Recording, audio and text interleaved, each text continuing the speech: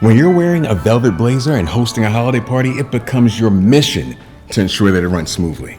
That's why planning ahead is a no-brainer.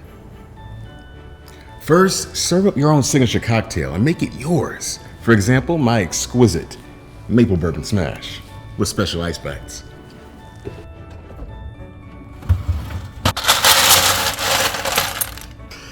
Don't mind if I do.